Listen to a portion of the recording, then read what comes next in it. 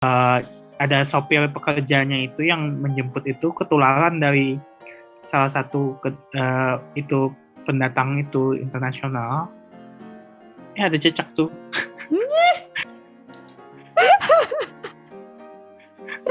Dia mau inframe. Ikut nongkrong di podcast. Dibilang paling bahayaan mana gitu loh Mas antara Delta sama Omicron?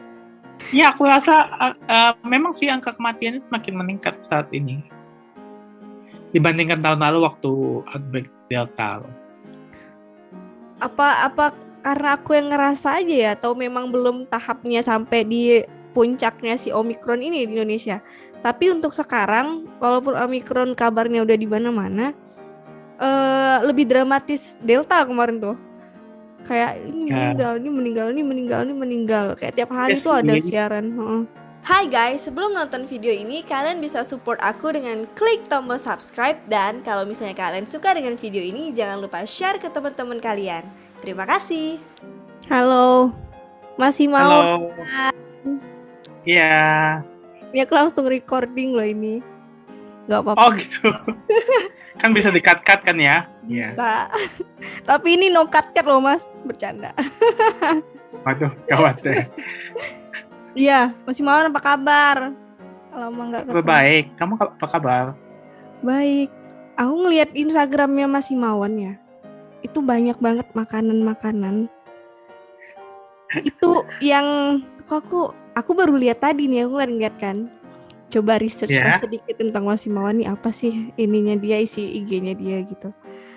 Ada tempe, ada berbagai macam makanan, kebanyakan postingannya itu. Itu Mas Himawan lagi diet apa gimana? Enggak sih, aku seneng aja posting masakan yang aku bikin.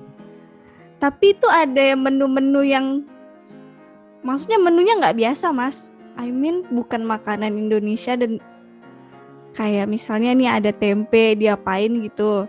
Terus ada buah-buahan. Itu memang Mas Himawan plankan sendiri untuk bikin pola makan yang baru apa gimana gitu?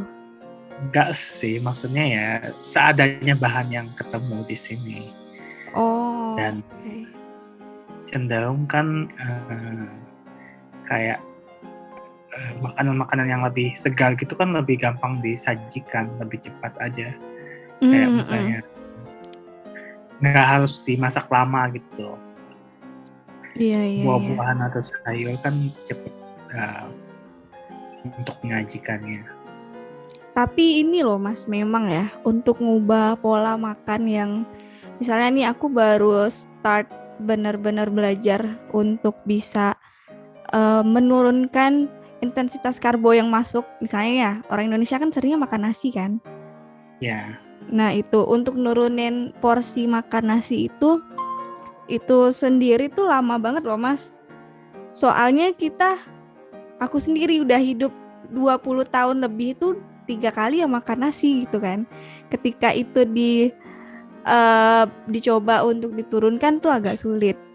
Dan aku butuh waktu sekitar 1 tahunan untuk bisa beradaptasi tidak makan nasi yang terlalu banyak gitu.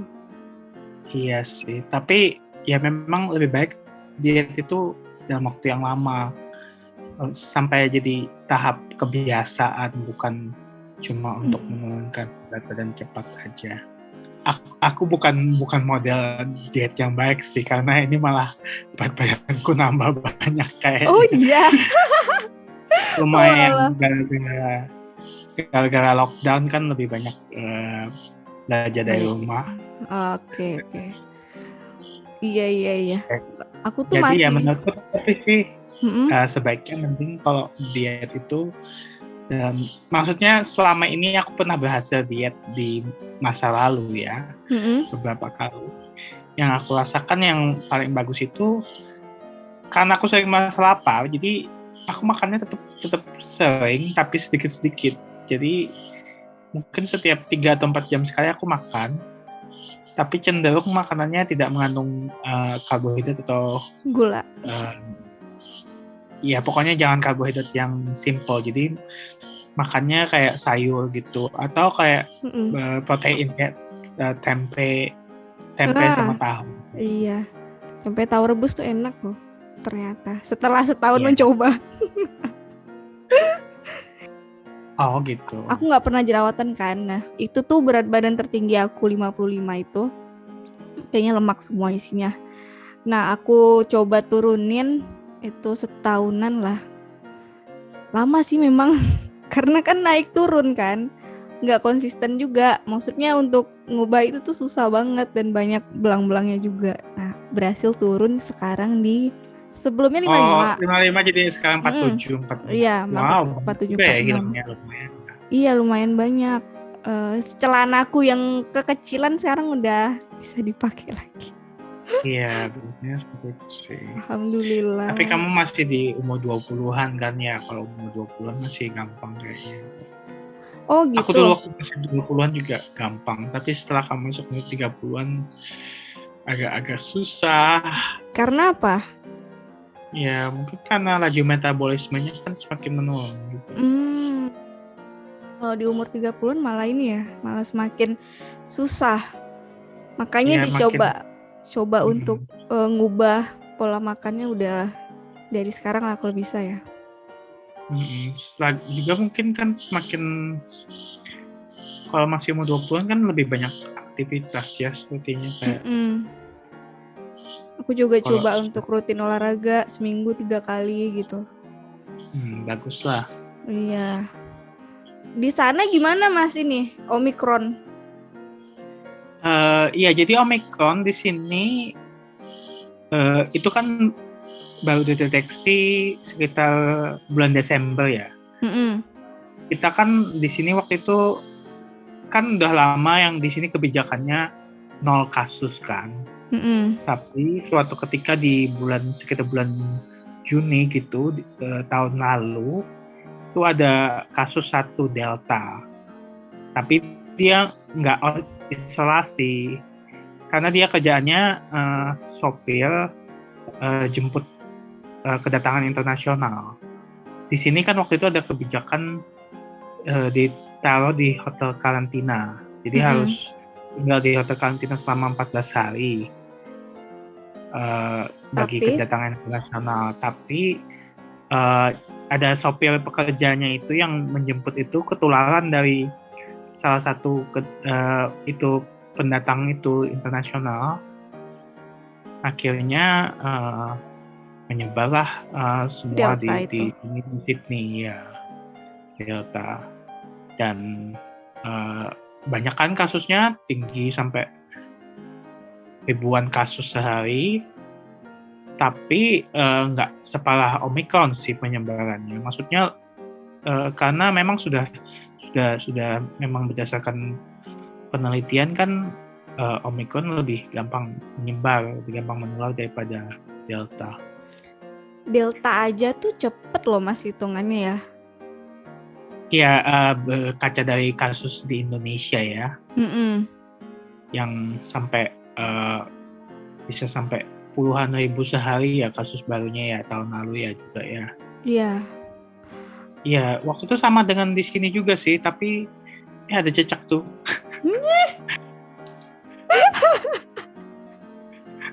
Dia mau in-frame. Ikut nongkrong di podcast. Ya ampun. Iya, kembali ke laptop.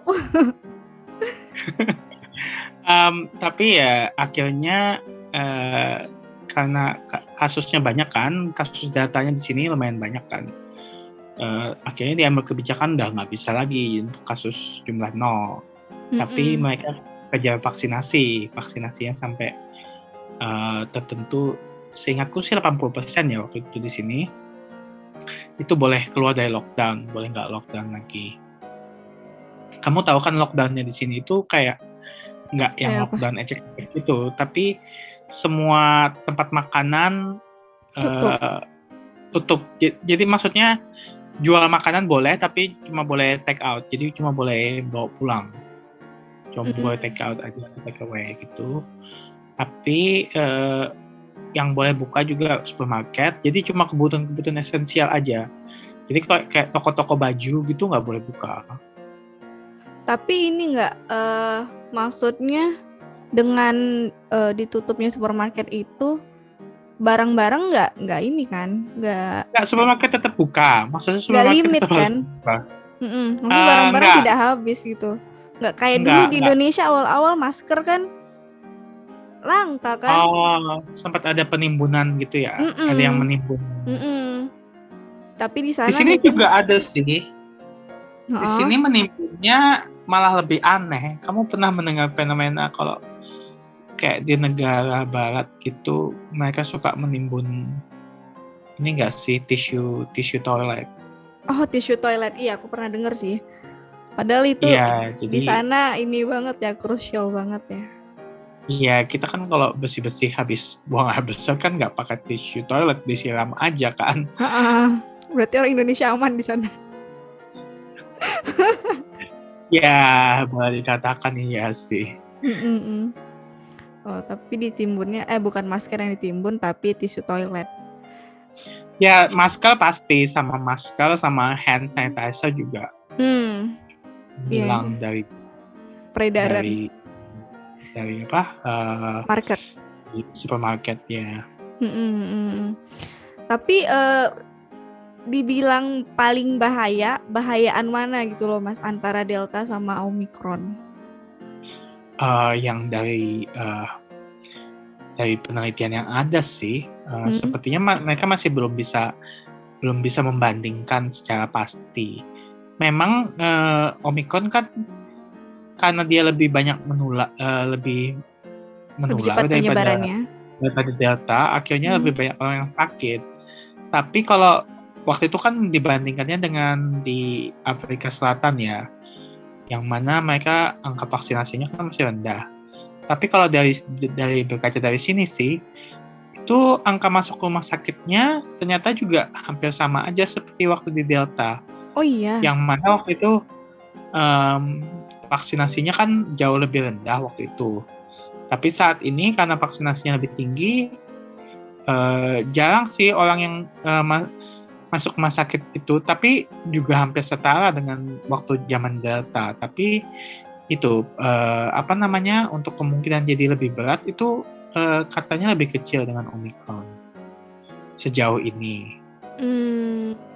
Tapi ya itu tidak bisa dibandingkan satu-satu karena tergantung vaksinasi juga. Kalau vaksinasi angka vaksinasinya rendah, kemungkinan untuk angka rumah sakitnya naik juga bisa besar, dan untuk menjadi seseorang menjadi sakit berat bahkan meninggal juga bisa meningkat kalau tidak mendapatkan vaksinasi.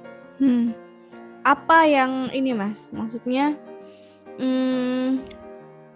di Indonesia sendiri nih ya, aku nggak terlalu, kalau di Pontianak sendiri aku tidak melihat adanya gelombang COVID baru kan, karena semuanya masih kelihatan santuy gitu, semuanya kelihatan santuy dan dibandingkan tahun lalu gimana?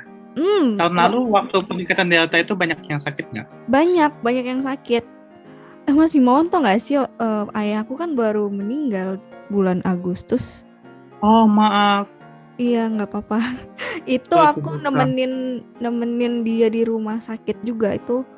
Cuman kan kita nggak tahu ya, maksudnya varian apa yang dia dapetin, apakah Delta atau apa gitu kan, itu kan nggak dikasih tahu kan, apa emang tidak dites gitu. Cuman memang lagi hype-hypenya Delta kemarin kan. Beliau sesak nafas atau gimana waktu itu? Dia itu komorbid juga sih Mas, kan diabetes. Dan baru ketahuan juga pas di UGD itu dicek ternyata ada ginjal juga. Oh. Jadi double deh tuh. H-1 ya, dia. Sepertinya waktu itu ada kamu cerita di grup deh ya, kalau nggak salah sih, ingat aku. Mungkin ya aku juga lupa sih. Itu. Aduh. Tapi ya udahlah. Umur berapa almarhum waktu itu? Dia itu lahir 1961, berarti umur 59 ya? Berapa? 60-an berarti ya? 60 ya. tahun. 60 tahun dengan kasusnya itu dia diabetes juga, dan ternyata ada ginjal juga. aku tuh udah lama suruh dia tes ginjal karena pernah pernah sakit di pinggang, apa ya, saraf kejepit atau apa gitu. Nah pas ke dokter syaraf emang disuruh cek ginjalnya, cuman dia nggak mau. Mungkin dibiarin ya, ketahuannya pas kemarin. Itu menyeramkan loh Mas, nungguin orang COVID dengan komorbid ternyata berat banget. Satu malam itu pasang ventilator ya? Enggak pasang ventilator. Untuk ini apa namanya? Untuk kadar oksigen apa sih nyebutnya tuh istilahnya ya? Iya, saturasi oksigen. Iya, saturasinya itu dia aman, Mas. Cuman yang bikin parah itu kadar apa, kalau orang gagal ginjal tuh ureum sama kreatin. Kreatinin ya. Iya, itu yang tinggi sekali. Bahkan angka gulanya aja tuh walaupun udah disuntik insulin tuh nggak turun-turun, sampai indikatornya tuh udah nggak bisa deteksi angkanya berapa, sampai udah high aja gitu tulisannya. Oh, berarti beliau meninggalnya akibat komplikasi COVID ya? Iya. Itu aku satu malam di situ tuh, malam pertama itu udah satu orang meninggal. Besoknya ibu-ibu yang depan aku meninggal. Besoknya lagi bapakku meninggal. Kayak COVID apa ini? Kalau Mas Himawan sempat kena? Syukurnya nggak pernah kena sih selama ini. Maksudnya nggak tahu ya sudah kena apa enggak. Tapi pernah beberapa kali cek nggak negatif terus sih. Dan sudah vaksin juga, vaksin ketiga juga. Apa ini Mas Himawan, apa vaksinnya? Kalau di sana? Kalau di sini sih aku kalau waktu itu untuk yang umur muda memang sarankannya Pfizer ya. Oh, aku Moderna kemarin.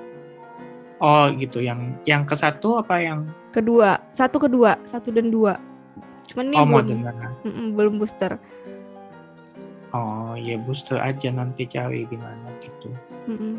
Sakit banget Mas itu. Moderna. Oh, kamu bergejala juga ya? Bergejala. Lengannya tuh pegel sumpah. Yang pertama aku tuh kayak ngerasa balik ke COVID kemarin lagi tuh. Oh, kalau aku nggak ada gejala sama sekali sih dapat vaksin. Si itu Pfizer itu. Ya enggak sih, tergantung orang-orang juga. Katanya Pfizer juga banyak yang ada gejala. Iya. Tapi aku sebenarnya nggak ada gejala sih. Beritanya tuh nggak tahu, aku nangkepnya kayak si Pfizer tuh gejala yang akan dirasakan setelah vaksin itu bakal lebih keras daripada Moderna gitu katanya. Padahal nggak juga ya, tergantung orangnya kan. Iya, gosip-gosip aja. Tergantung sih. Tapi katanya yang paling berat malah AstraZeneca kan? Iya si AstraZeneca itu. Iya benar-benar. Kalau ini ya Mas, Omicron, aku nih lumayan bimbang juga nih sama si Omicron ini, karena kan sempet yang Delta kemarin kan ada kejadian lah gitu di keluarga aku kan. Nah kalau Omicron ini, dia perbedaannya tuh di bagian apanya gitu loh sama Delta, selain penyebarannya ya? Ada yang spesifik lagi nggak sih? Kayaknya video kamu sempat stop ya. Oh iya kah? Halo? Ya nggak apa sih. Udah balik. Tadi sempat agak kayak freezing gitu. Freezing. sorry. Tapi nggak apa. Gimana? Tadi clear nggak pertanyaan? Iya. Aku nangkep kok apa yang kamu maksud. Bedanya Omicron sama Delta kan ya. Maksudnya dari segi virusnya ya. Iya. Kan beda itunya sequence genetiknya beda karena dia kan varian baru ya.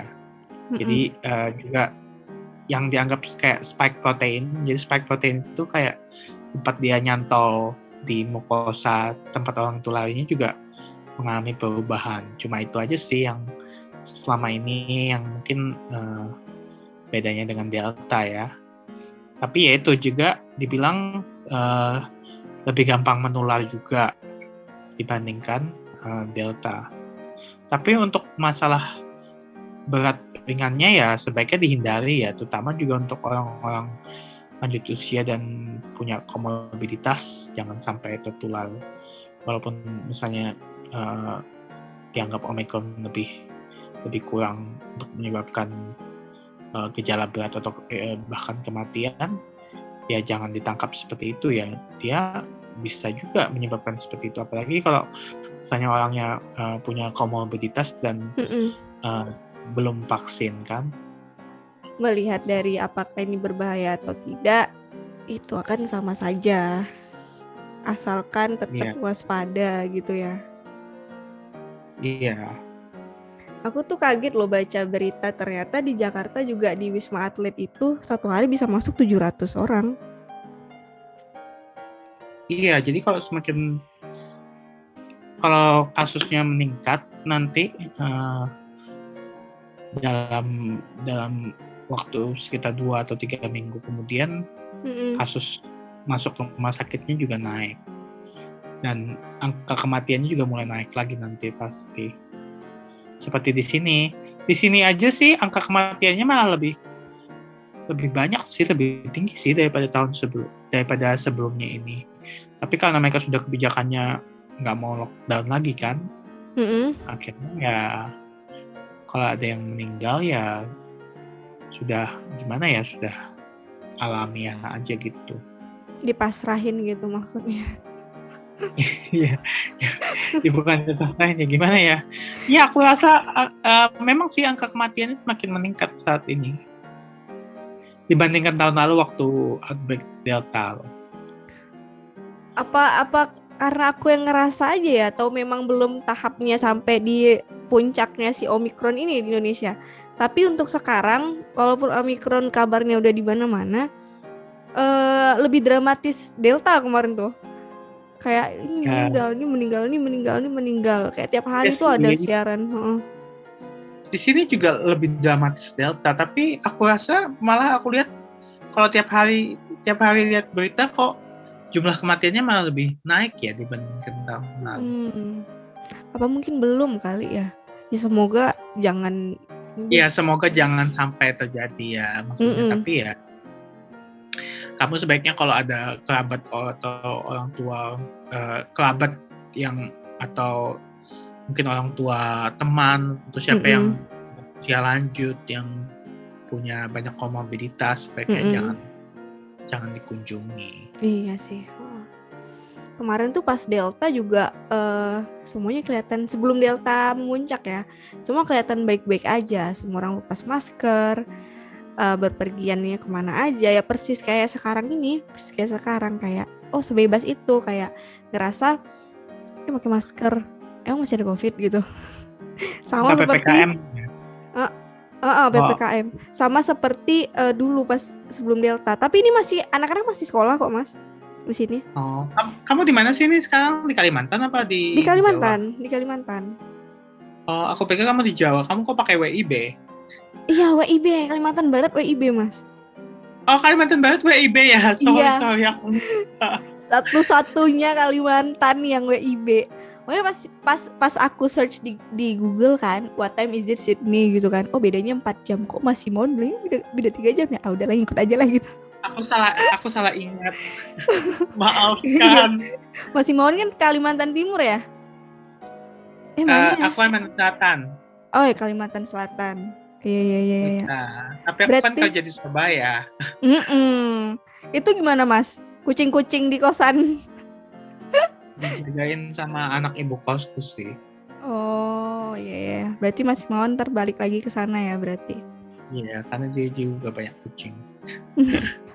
Di itu apa? Ini apartemen apa sih nyebutnya, Mas? Kos-kosan juga? Kos-kosan aja sih, kayak pavilion gitu.